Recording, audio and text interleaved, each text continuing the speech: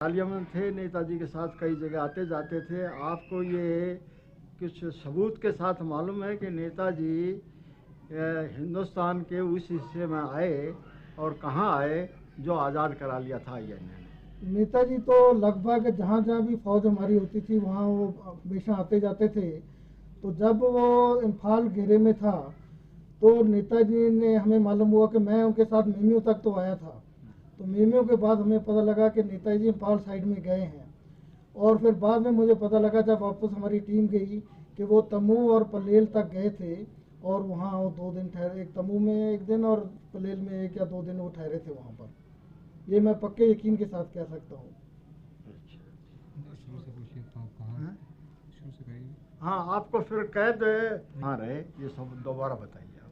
मेरा नाम देवेंद्र नाथ मोहन है। 1943 में जब सिंगापुर से आज़ाद हिंद फौज के हेडक्वार्टर रंगून आया तो इन्होंने महसूस किया कि हमारे जो फौजी हैं और हमारे जो ऑफिसर्स हैं इनको यानी भाषा की प्रॉब्लम होगी, तो इन्हें बर्मीज इंटरप्रेटर की ज़रूरत थी।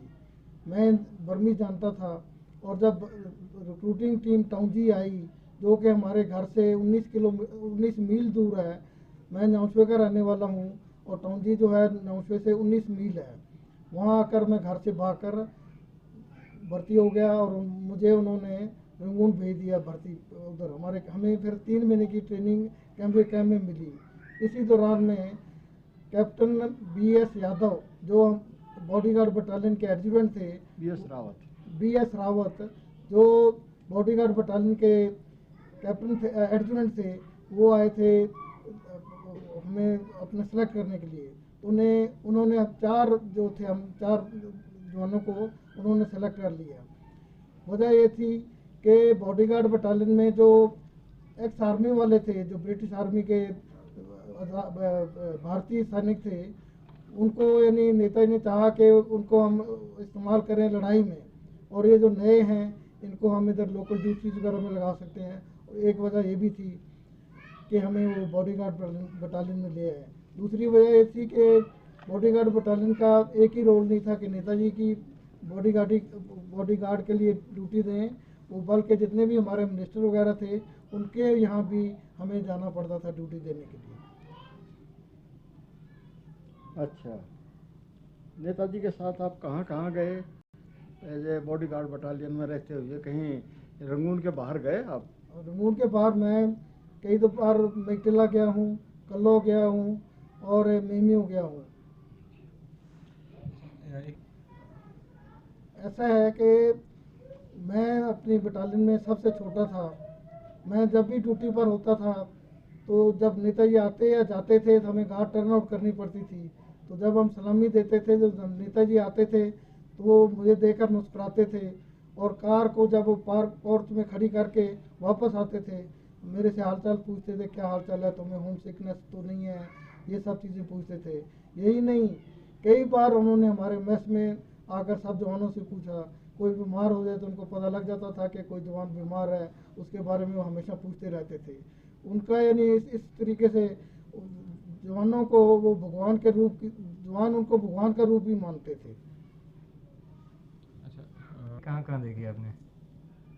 लड़ाई के नाम पर मैंने कुछ नहीं देखे, वैसे बम्बार्डमेंट मैंने और स्ट्रेफिंग जो है वो बहुत देखी और कई बार उनके चक्कर में भी आया था। अच्छा सर, नेताजी ने रंगून जो है, जिनको हमने लास्ट जो गार्ड ऑफ ऑनर दिया है उनको, वो 23 अप्रैल 1945 को दिया था।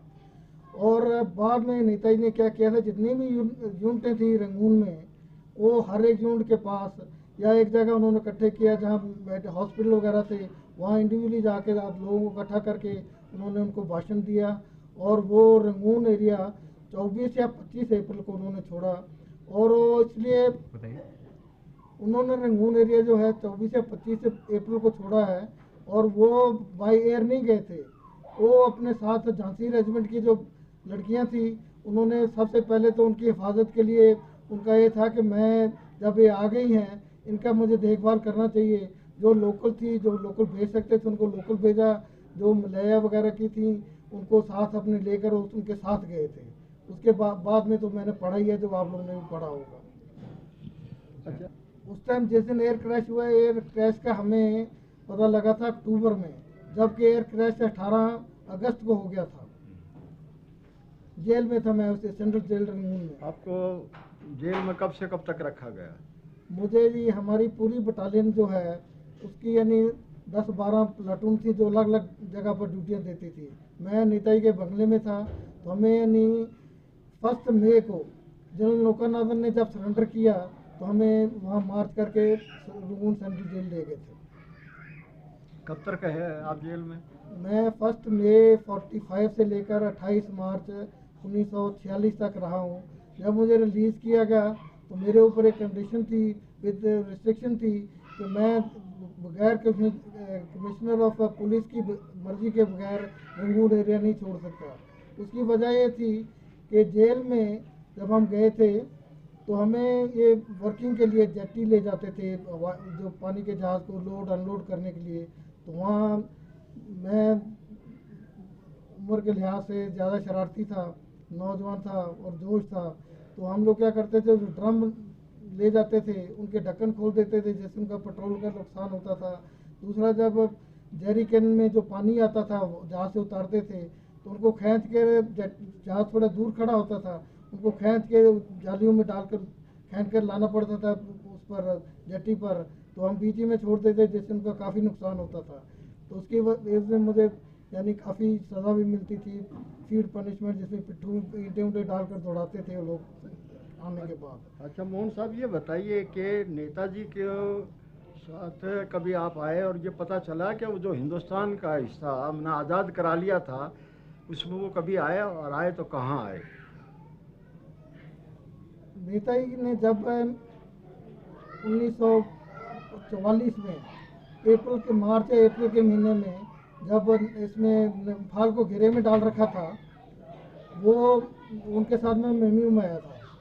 तो नेताजी वैसे भी यानी जहाँ जहाँ भी एडवांस फोर्सेस थे वहाँ कोशिश करते थे जाकर सबको मिलने के लिए।